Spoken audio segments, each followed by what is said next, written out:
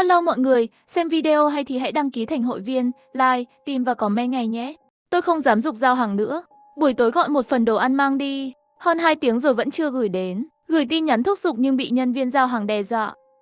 Thúc giục cái gì? Muốn mạng à? Tôi sẽ giết cô ngay. Tôi sợ hãi bởi câu trả lời này. Sau một thời gian dài, tôi quyết định gọi cảnh sát. Nếu đó là sự thật, đến lúc đó hối hận cũng không kịp. Xin chào, đây là đồn cảnh sát. Xin hỏi tôi có thể giúp gì cho bạn không? Xin chào, đơn hàng của cô đã đến. Tệ quá, vừa rồi do dự quá, lâu quá, nhân viên giao hàng đã đến cửa rồi. Trong khi đó, cảnh sát trong điện thoại cũng nhắc lại, xin chào. Đây là đồn cảnh sát. Xin hỏi tôi có thể giúp gì cho bạn không? Trái tim tôi đang đấu tranh. Nếu như chuyện vừa rồi chỉ là đối phương cảm xúc mất khống chế, nói nhảm nhí. Tôi như vậy có phải là làm ầm ĩ không? Nhưng hãy nghĩ về sự đe dọa và ác ý trong câu nói đó. Người hiện này sức lực rất nặng. Có lẽ tôi thực sự đã chạm vào phản nghịch của anh ta. Thế là tôi nói tất cả những gì người giao hàng đe dọa tôi. Chào cô. Xin đừng mở cửa. Chúng tôi lập tức cử nhân viên đến kiểm tra. Có ai không? Giao hàng của bạn. Nhân viên giao hàng bên ngoài nghe có vẻ hơi vội, nhưng không tức giận. Tôi cẩn thận đến gần cửa. Qua mắt mèo, tôi thấy một người mặc đồng phục giao hàng. Người đội mũ bảo hiểm và khẩu trang. Mặc dù không nhìn thấy toàn bộ khuôn mặt, nhưng có thể từ đôi mắt lộ ra và giọng nói. Có vẻ là một thanh niên. Ánh mắt của anh ta trông không giống như muốn làm tổn thương tôi. Suy nghĩ một chút, tôi vẫn quyết định không mở cửa. Tôi nói với anh ta qua cửa, anh để ở cửa là được rồi. Chờ một chút tôi sẽ lấy. Những người ngoài cửa rõ ràng đã nghe thấy tôi. Do dự một chút nói không được rồi. Lỡ bị người khác lấy đi thì sao? Không sao, anh để ở cửa là có thể đi rồi. Lát nữa tôi sẽ lấy. Được rồi, vậy tôi để cửa rồi. Cô nhờ lấy nhé. Thái độ của anh ta rất tốt. Hoàn toàn không giống như trước đây, đe dọa tôi. Nhìn thấy hình bóng của mình trong mắt mèo rời khỏi hành lang. Tôi thở phào nhẹ nhõm. Đang chuẩn bị mở cửa lấy hàng. Đột nhiên nhận được một tin nhắn. Đừng mở cửa, anh ta không đi đâu cả. Đó là từ người hàng xóm 702 ở cuối hành lang. Trái tim tôi vừa thư giãn lại căng thẳng trở lại.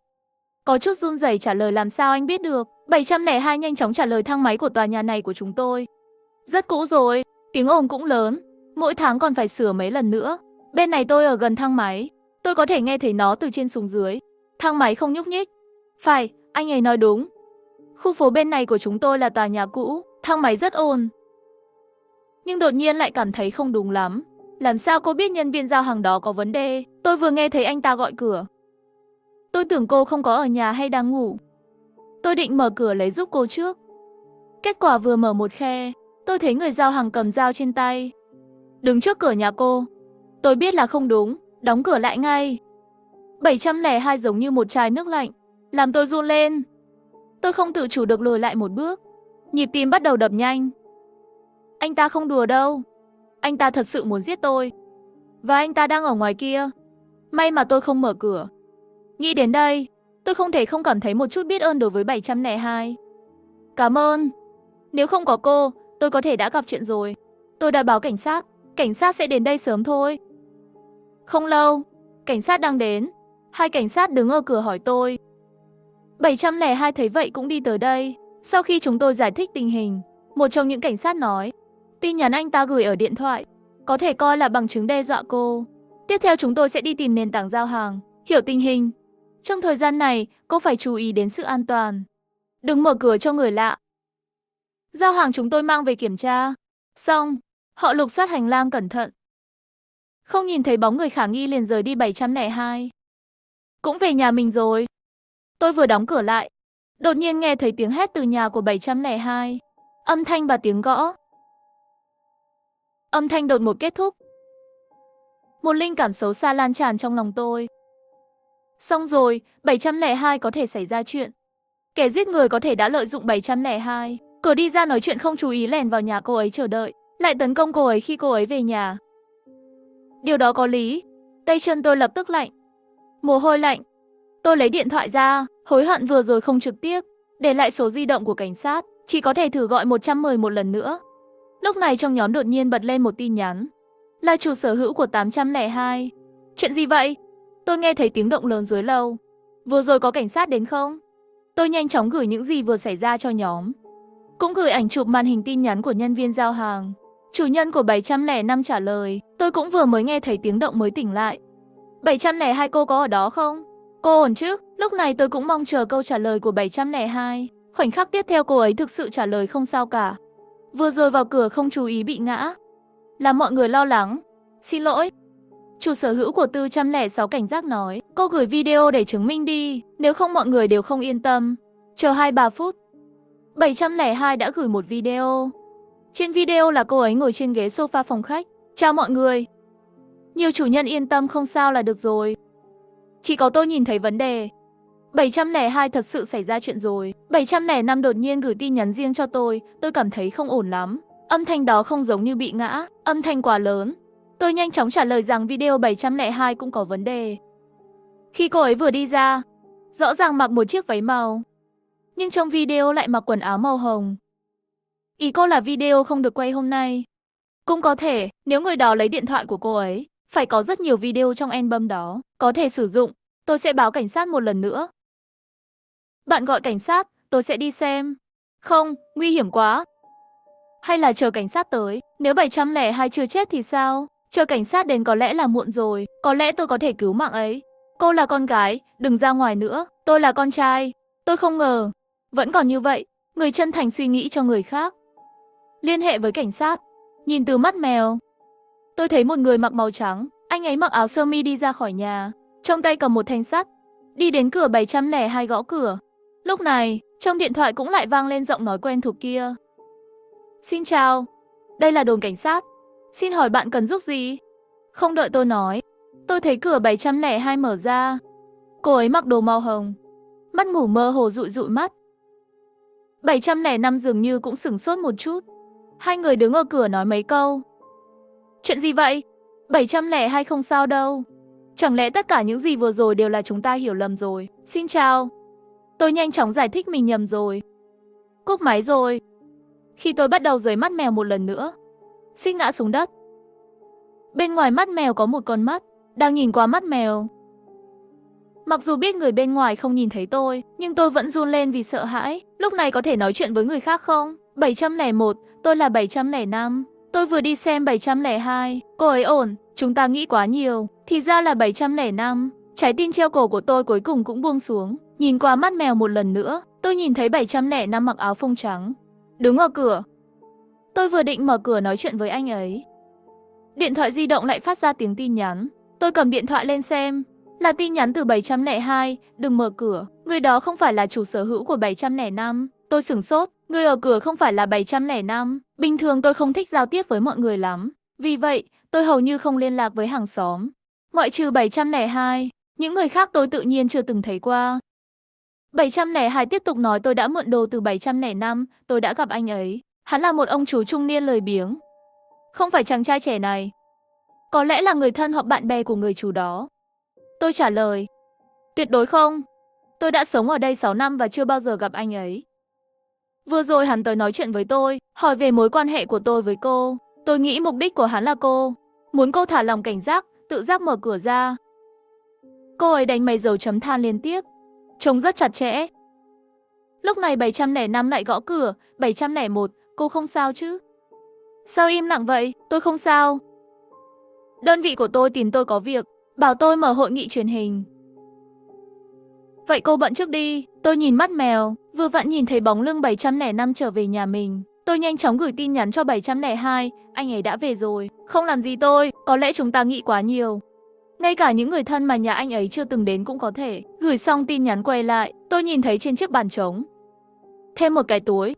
Giao hàng tôi đặt, đã bị cảnh sát đưa vào khách sạn rồi. Tôi chắc cái túi này không phải của tôi.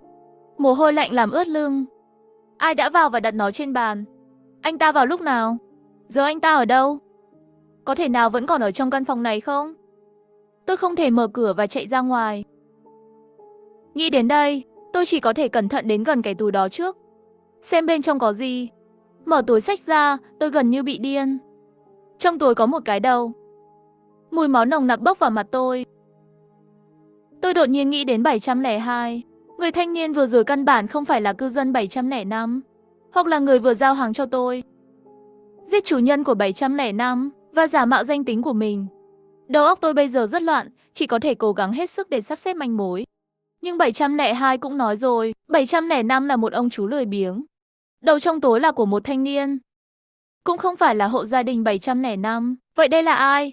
Chẳng lẽ nhân viên giao hàng đe dọa tôi ở điện thoại sao? Và tôi không phải là người đầu tiên hắn đe dọa.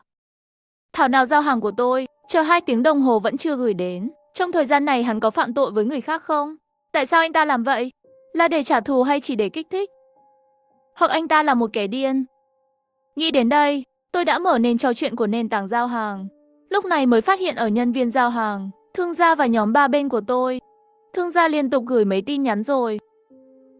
Bạn ơi xin lỗi, anh trai giao hàng cho bạn bị hưng cảm.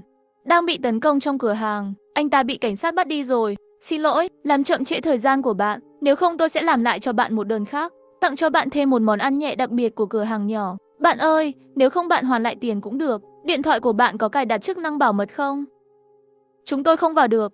Nếu bạn không trả lời, chúng tôi mặc định là gửi lại cho bạn một điểm. Tôi hoàn toàn bị lừa. Anh trai giao hàng thực sự đã bị cảnh sát lấy đi từ lâu rồi. Vậy người đàn ông giao hàng cho tôi là ai? Đơn hàng tôi đặt này có phải không? Chuyện xảy ra là tất cả đều là đơn hàng hưng cảm. Đây có phải cũng quá may mắn không? Ngay lúc này, điện thoại lại phát ra tiếng tin nhắn. Một số chủ sở hữu đã kéo một nhóm mới. Trong nhóm không có 702. Trong số đó, chủ nhân của 601 nói trước. Tôi càng nghĩ càng không đúng. Âm thanh vừa rồi to quá, làm sao có thể là người ngã xuống? Tôi có thể nghe rõ từ tầng dưới. Đó là tiếng đồ đạc bị đập vỡ. 705 trả lời nhưng tôi vừa tự đi xem rồi. Cô ấy tốt. Không tin bạn có thể hỏi 701. 801 nói các bạn không tìm thấy vấn đề sao? 702 trên mặt có một vết bớt màu đen, kích thước bằng một đồng xu. Bình thường sẽ cố tình lấy tóc che. Có thể bạn không nhìn thấy, nhưng tôi đã thấy. Tôi chắc cô ấy có vết bớt. Nhưng, người phụ nữ trong video không cố ý che mặt. Không có vết bớt trên mặt. 702 sống đối diện với tôi. Sao tôi chưa từng thấy cô ấy có vết bớt? Tôi có quá bất cẩn không? 705 bạn vừa đi gặp cô ấy rồi. Bạn có nhìn thấy vết bớt trên mặt cô ấy không? Không. Người đàn ông tôi vừa nhìn thấy không có vết bớt. Ý bạn là 702 rất có thể là một cặp sinh đôi. Một người có vết bớt trên mặt đã chết rồi. Một người không có vết bớt trên mặt là người trong video. Xin chào, đơn hàng của bạn đã đến. Bên ngoài đột nhiên có tiếng động. Suýt làm tôi sợ chết khiếp. Tiếp theo là một tiếng gõ cửa dồn dập. Tôi mới nhớ ra. Cửa hàng vừa nói là tôi không trả lời. Cứ mặc định gửi cho tôi thêm một đơn nữa. Tôi cảm thấy thế hệ này, con trai sẽ không muốn gọi đồ mang đi nữa. Bạn để bên ngoài đi, tôi sẽ lấy sau. Ngoài cửa đột nhiên không có tiếng động. Tôi cảm thấy nghi ngờ. Véo tay véo chân đi đến trước cửa phòng. Vừa muốn nhìn gần mắt mèo, tôi nghe thấy tiếng khóc. Người ngoài cửa bắt đầu đập cửa như điên. Tiếng đập cửa dữ dội khiến tôi liên tục lùi lại. Bàn tay run rẩy lại báo cảnh sát. Người ngoài cửa hình như nghe thấy tôi gọi cảnh sát. Không có âm thanh, tôi nghe thấy tiếng cười của anh ta. Sau đó nghe thấy tiếng bước chân anh ta rời đi. Sau khi ổn định tâm trạng một chút, tôi lại cầm điện thoại lên. Nhìn thấy trong nhóm đã nổ nồi rồi. 801 gửi một loạt dấu hỏi, tình huống gì vậy? 701, bạn không sao chứ? Tôi nghe có người đập cửa. Ổn chứ? Tôi trả lời trong nhóm, tôi không sao. Tôi đã báo cảnh sát rồi. Cảnh sát sẽ tới ngay. 705 gửi cho tôi một tin nhắn riêng có vấn đề. Vừa rồi có người đập cửa nhà bạn. Tôi sẵn sàng ra ngoài giúp bạn. Vừa mở một khe thì xem.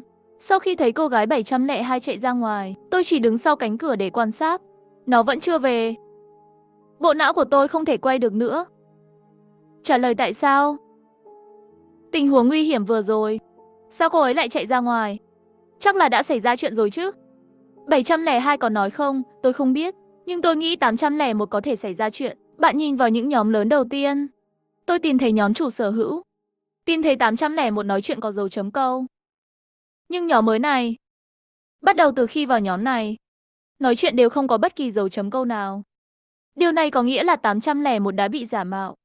Và anh ta vẫn đang hướng dẫn mọi người trong nhóm. Nói 702 có vết bớt trên mặt. Nhưng tôi và cô ấy đối diện nhau. Số lần gặp nhiều nhất. Sao tôi chưa thấy qua? Tại sao? Mục đích của anh ta là gì? 705 nói về phát hiện rồi phải không? Không phải một mình. Và vừa rồi có người đập cửa nhà bạn. Chúng tôi một tầng 5 hộ. Làm sao anh ta biết là đập cửa nhà tôi? Anh ta sống trên lầu. Anh ta đi 801 có thể là muốn từ ban công bò đến nhà bạn không? Không, ban công của tôi bị phong tỏa. Anh ta không vào được. Bạn đang kiểm tra. Cửa sổ đóng lại. Cẩn thận. Tôi nghĩ anh ta có lý. Vừa quay người ra ban công, đột nhiên nghe thấy phía sau lưng có tiếng tích tắc. Quay đầu nhìn, hít một hơi lạnh. Có chất lỏng màu đỏ trên lầu, rơi xuống tường. Tôi sợ chết khiếp. Nhanh chóng nói cho 705 biết những gì nhìn thấy. Anh ta im lặng một lúc và nói, nếu không tôi sẽ ở lại với bạn. Tôi do dự. Nhưng tôi không dám mở cửa. Nếu 705 là người xấu thì sao? Tôi không trả lời anh ta, trong lòng cầu nguyện cảnh sát có thể nhanh chóng đến. Ngay lúc này, điện thoại của tôi đổ chuông rồi. Có phải là Diệp Thời không? Chủ sở hữu vừa gọi cảnh sát là bạn phải không? Phải, là tôi. Xin hỏi khi nào các bạn? Thôi nào, sở cảnh sát của chúng tôi vừa nhận được một cuộc gọi báo động, tin thấy một người chết. Sau khi xác minh, tin thấy người đàn ông cô đơn chính thức giao hàng cho bạn. Thì ra cái đầu này là của anh trai giao hàng thật sự. Chắc chắn rồi, lúc đó người giao hàng đã được thay thế rồi. Người trong điện thoại nói tiếp. Vị trí tìm thấy, đó là tòa nhà La Mỹ không xa khu phố của bạn, trông không giống một vụ án đột ngột. Giống như có tính toán trước. Gần đây bạn có đắc tội với ai không? Tôi mỗi ngày lúc 2 giờ sáng, ngoài đi làm tan làm hầu như không giao lưu. Làm sao tôi có thể đắc tội với người khác? Và có chuyện gì có thể hận tôi đến mức này không? Thấy tôi không nói chuyện, chú cảnh sát cũng không tiếp tục truy vấn. Tôi đang chuẩn bị nói với anh ta về 801. Đúng lúc đó, điện thoại của tôi đã hết pin. Tôi nhanh chóng lấy bộ sạc để sạc, nhưng không có phản ứng gì. Tôi thử bật đèn cũng không mở được. Chẳng lẽ công tắc điện bị người ta tắt? Lúc này cửa lại vang lên tiếng đập cửa. Tôi nhìn kỹ hơn, chỉ thấy đôi giày nào trên người 702 điên cùng đập cửa nhà tôi. Cứu tôi! Vừa nghe thấy ai đó đập cửa nhà bạn, tôi sẽ nhờ người hàng xóm trên lầu giúp đỡ. 801 vừa vào nhà 705 liền xông vào giết 801. Giết tôi! Tôi đã cố gắng hết sức để thoát ra. Mở cửa cho tôi vào. Lúc tôi chuẩn bị mở cửa lại đột nhiên nghĩ đến 801. Nhìn kỹ mặt anh ta, không có vết bớt. Là 8015 hay là 702? Một câu hỏi, tôi có nên tin anh ta không? Đột nhiên phía sau anh ta xuất hiện một người đàn ông, kéo anh ta lại. Là 705, hóa ra người thực sự có vấn đề là 705. Nhưng lúc này căn bản không dám mở cửa. Chỉ có thể để 705 kéo anh ta đi. Bây giờ chỉ có thể hy vọng cảnh sát nhanh chóng đến. Không biết đã bao lâu, tiếng động ở cửa biến mất, tôi nhìn vào mắt mèo. Tôi thấy 702 đang cố gắng bò về phía trước cửa nhà tôi. Xung quanh không có bóng dáng 705, tôi cắn răng mở cửa. Nhanh chóng kéo 702 vào. Ngay khi tôi đóng cửa lại, có tiếng động ầm ầm ở cửa. Nhìn từ mắt mèo, 705 đang cầm một cái cưa máy đứng trước cửa nhà tôi.